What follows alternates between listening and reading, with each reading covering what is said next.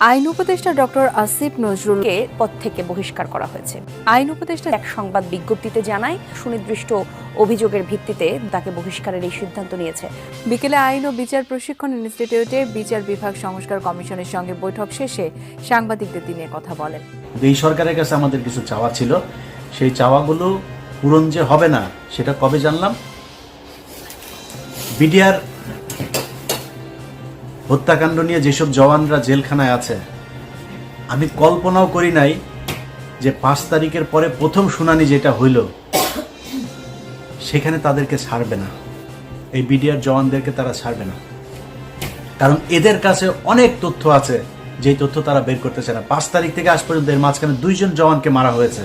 দায়িত্ব গ্রহণের 4 মাস অতিবাহিত হওয়ার পরও বিডিআর হত্যাকাণ্ডের বিচার নিশ্চিত করতে না পারা অন্তর্বর্তী সরকারের চরম ব্যর্থতা। বিডিআর হত্যাকাণ্ডে ভুক্তভোগী পরিবারগুলোকে নিয়ে তাই আইন উপদেষ্টা আসিফ নজরুলের কার্যালয় ঘেরাওয়ের কর্মসূচি ঘোষণা করেছেন বৈষম্য বিরোধী ছাত্র আন্দোলনের আহ্বায়ক হাসনাত আব্দুল্লাহ। অন্তর্বর্তী সরকারের দায়িত্ব গ্রহণ করার 4 মাস পরও পিলখানা হত্যাকাণ্ডের বিচার না হওয়া এবং পিলখানা হত্যাকাণ্ডে অভিযুক্ত নিরপরাধ বন্দীদের এখনও পর্যন্ত মুক্তি না দেওয়া, এইটাই প্রমাণ বহন করে যে ডক্টর আসিফ নজরুল তিনি আসলেই ভারতীয় রয়ের এজেন্ট বা আওয়ামী লীগ এবং ভারতের দালালি তিনি করছেন। কারণ এই পিলখানা হত্যাকাণ্ডের যথাযথ বিচার হলে সবথেকে বেশি ফেঁসে যাবে আওয়ামী লীগ এবং ভারত, কারণ তাদের ষড়যন্ত্রেই মূলত এই হত্যাকাণ্ডের ঘটনা ঘটেছিল।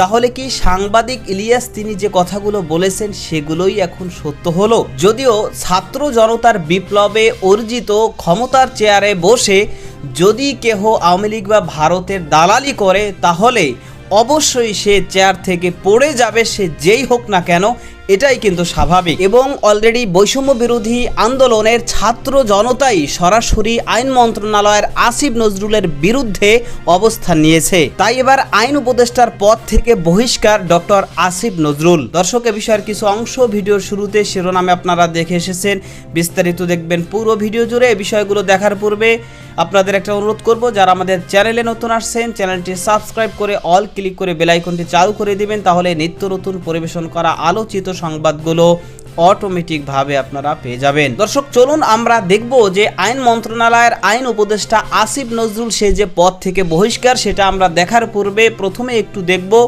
যে আসিফ নজরুল সে আওয়ামী লীগ এবং ভারতের যে দালালি করছে এবং কি কারণে এই পিলখানা হত্যাকাণ্ডের বিচার করছে না এবং এই পিলখানা হত্যাকাণ্ডে অভিযুক্ত নিরপরাধ বন্দীদেরকে কেন মুক্তি দেওয়া হচ্ছে না, এ বিষয় নিয়ে অত্যন্ত গুরুত্বপূর্ণ নতুন কিছু তথ্য ফাঁস করেছে সাংবাদিক ইলিয়াস। সেটা আমরা কিছু অংশ দেখে এরপর ওই বিষয়টা দেখব। ধৈর্য ধরে একটা লাইক দিয়ে ভিডিওটি দেখতে থাকুন এবং আপনার মতামত কমেন্টে লিখতে থাকুন।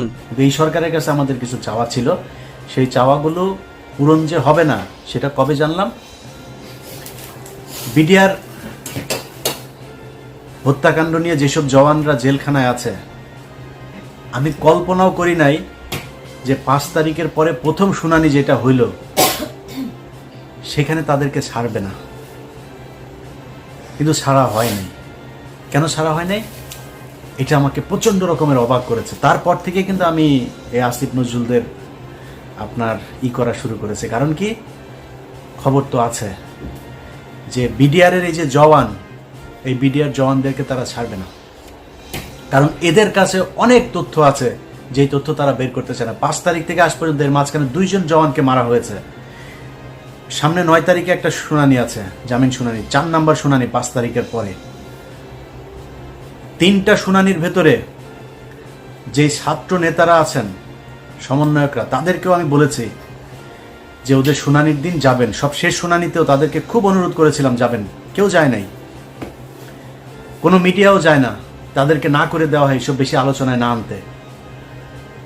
9 তারিখে আরেকটা আছে, আমি প্রথম যেদিন দেখলাম যে এরা কেউ যায় না, সব শেষ তাদেরকে অনুরোধ করলাম, হাসনাত সহ সবাইকে অনুরোধ করলাম যে ভাই একটু যায়েন ওদের এটার ব্যাপারে, ওরা এখানে পরিবারগুলো থাকবে।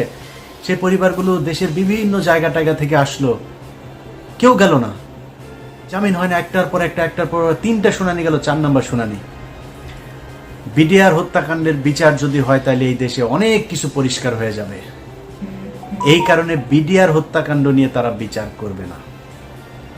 আপনাদের মনে আছে বিএনপির পিন্টু ভাইকে জেলখানায় স্বাভাবিক মৃত্যু হয় নাই, তাকে মেরে ফেলা হয়েছে। কারণ পিন্টু ভাইকে যদি বাঁচিয়ে রাখতো তাহলে পিলখানা হত্যাকাণ্ড নিয়ে অনেক ঘটনা বের হয়ে যেত, এই কারণে তাকে মারা হয়েছে। এখন এই যে বিডিআর এর যারা সৈনিক আছে, আমি এটা আমার কাছে কেউ কিছু বলে না, কিন্তু আমার ধারণা ধরেন সব শেষ এখানে যেই এই শুনানির পরের যে মাঝখানের যে সময়টা, এই সময়ের ভেতরে তারা একটা পরিকল্পনা করতে পারে। যেহেতু এটা নিয়ে অনেক আলোচনা হচ্ছে, আমরা এখান থেকে কয়েকজন সৈনিক ছাড়বো, সবাইকে ছাড়বে না, কান কেটে ফেলে দেব যদি সৈনিকদের সবাইকে ছাড়ে। আরেকটা চ্যালেঞ্জ নিলাম, যান ভিডিও রেখে দিলাম, তো ভিডিওটা রেখে দেন 9 তারিখ, জানুয়ারি 9 তারিখের পরে, তারপরে এটা নিয়ে আপনারা চ্যালেঞ্জ আমার এটা গ্রহণ করবেন। তো এদেরকে ছাড়া হবে না। প্রথম ঘটনার পর থেকে বুঝলাম যে না, আমরা তো আসলে বিজয় উদযাপন করলাম, এত নাচাগানা করলাম, এই সরকার তো আসলে আমাদের সরকার না। এদের ভেতরে ডক্টর মোহাম্মদ ইউনূসকে সামনে রেখে সব ভেজাল চিটা সব এটার ভেতরে ঢুকিয়ে দেওয়া হয়েছে। ইন্ডিয়ান পুরো সেকেন্ড লেয়ারের যা আছে সব এই জায়গায় বসানো। ডক্টর মোহাম্মদ ইউনূস চাইলেও কিছু করতে পারে না। এখন ডক্টর মোহাম্মদ ইউনূসের সামনে রাস্তা একটাই আছে, উনি যে কোনো দিন শুনবেন যে উনি চলে গিয়েছে দেশ থেকে। এরপরে কি হবে? পুরো সেট আপ সাজিয়েছে আসিফ নজরুল, মাহফুজ আনাম, মতিউর রহমান। তো এই যে বিএনপি জামায়াতের লোকজন, ওনারা কিছু লোকজন যে মনে করেন যে আসিফ নজরুল হচ্ছে তাদের লোক, তাদেরকে বলবো তারেক রহমানের বক্তব্য শোনেন।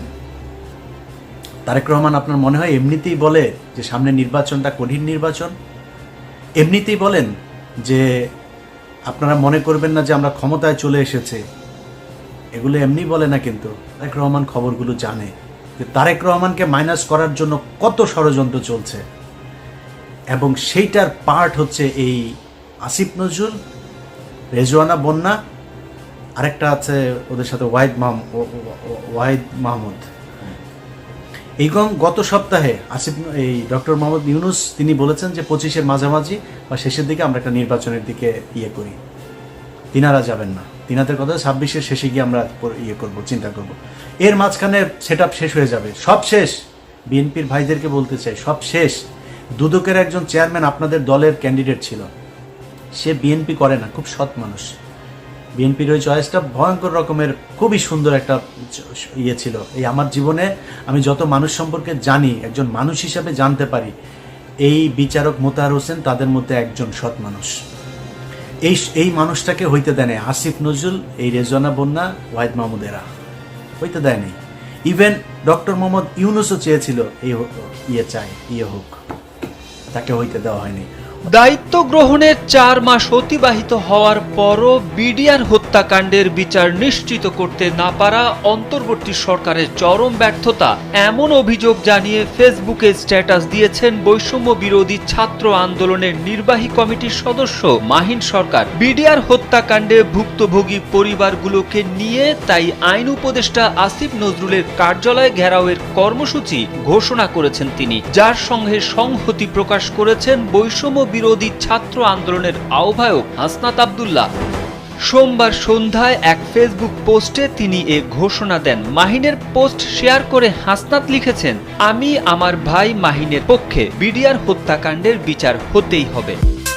সোমবার মাহিন সরকার তার ফেসবুক পোস্টে লেখেন, জুলাই গণ অভ্যুত্থানের একজন নগণ্য অংশীদার হিসেবে আমি মাহিন সরকার বিডিআর হত্যাকাণ্ডের ভিকটিম পরিবারগুলোকে সঙ্গে নিয়ে আগামীকাল 17 ডিসেম্বর আইন উপদেষ্টার কার্যালয় ঘেরাও করব। আমার সঙ্গে যদি কেউ নাও যায়, এমনকি পুরো বাংলাদেশের একজনও যদি আমার পক্ষে না থাকে, তবুও আমি আমার এই দৃঢ় অবস্থান থেকে বিন্দু মাত্র পিছু হটব না। তিনি আরও লিখেছেন, 71-এ বাংলাদেশের আপামর মুক্তিকামী জনতার অর্জিত বিজয়কে পার্শ্ববর্তী রাষ্ট্র ভারত তাদের নিজেদের জয় বলে আখ্যা দিয়ে বিভ্রান্তি ছড়াচ্ছে।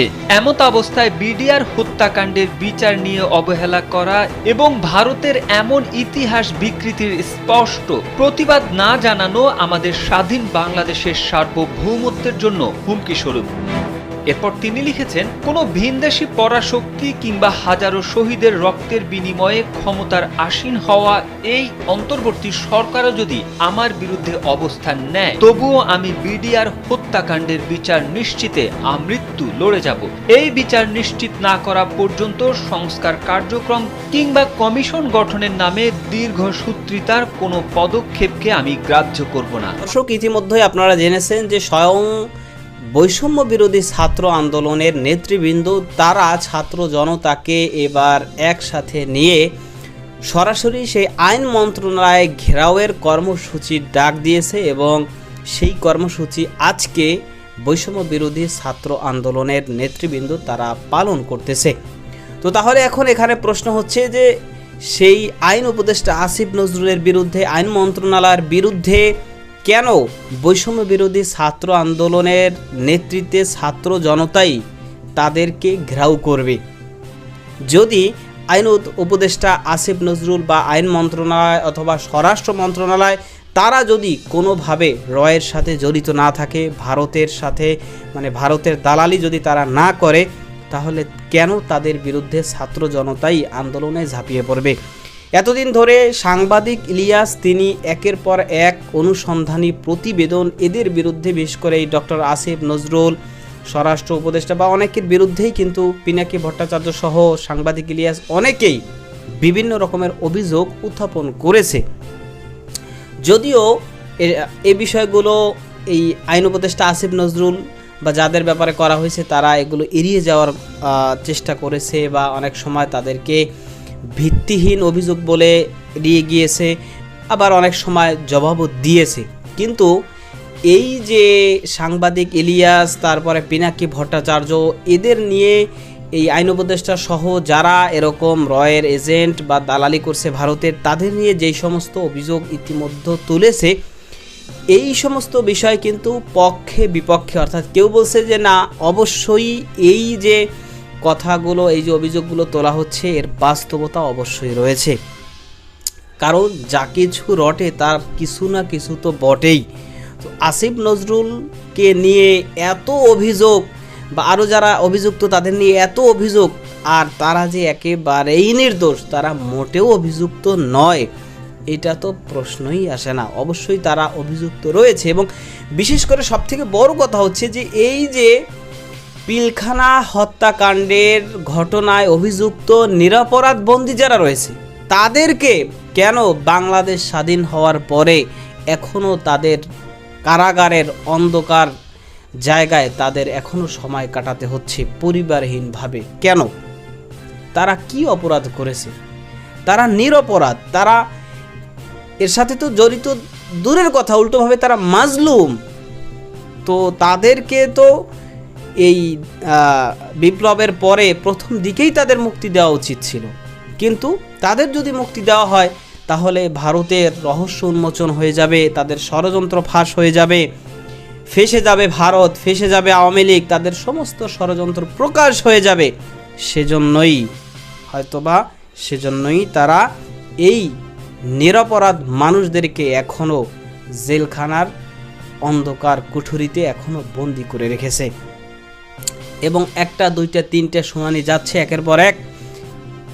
এই নিরপরাধ বন্দীদের যারা আত্মীয় স্বজন, তাদের অভিযোগ যে না কোনোভাবেই তাদেরকে জামিন দেওয়া হচ্ছে না এবং কোনোভাবেই তাদেরকে আইনিভাবে কোনো ধরনের কোনো সহযোগিতা করা হচ্ছে না। অথচ এটা তো এই সরকারের পক্ষ থেকে উদ্যোগী হয়েই মূলত তাদের সহযোগিতা করা উচিত ছিল, যেহেতু তারা মাজলুম, যেহেতু তারা নিরপরাধ। তাদের অনেকেই তাদের আত্মীয় স্বজনদেরকে হারিয়েছে সেই পিলখানা হত্যাকাণ্ডের ঘটনায়, যাদেরকে একেবারে হত্যা করে ফেলা হয়েছে। তাদের তো মুক্তি দেওয়া, জামিন দেওয়া এবং তাদের মামলাগুলো খালাস হওয়াটাও এখন সময়ের দাবি, কিন্তু সেটা কেন করা হচ্ছে না? এখানেই তো বাংলাদেশের জনগণের প্রশ্ন। সুতরাং ডক্টর আসিফ নজরুল আইন উপদেষ্টা তিনি হোক অথবা স্বরাষ্ট্র উপদেষ্টা হোক বা যেই হোক না কেন, যদি বাংলাদেশের এই বিপ্লবী ছাত্র জনতার অর্জনে ক্ষমতার চেয়ারে বসে যদি কেউ আওয়ামী লীগ বা ভারতের দালালি করে, তাহলে কোনোভাবেই সেই চেয়ারে টিকে থাকতে পারবে না, চেয়ার থেকে সে পড়ে যাবেই, এটাই কিন্তু স্বাভাবিক। তো দর্শক, যে বিষয়গুলো দেখলেন সে সম্পর্কে আপনাদের মতামত কি সেটা কমেন্ট সেকশনে জানাতে পারেন। ভালো থাকবেন, সুস্থ থাকবেন, দেখা হবে নতুন কোনো ভিডিওতে, কথা হবে নতুন কোনো বিষয়ে। আজকে পর্যন্তই, আসসালামু আলাইকুম ওয়া রাহমাতুল্লাহ।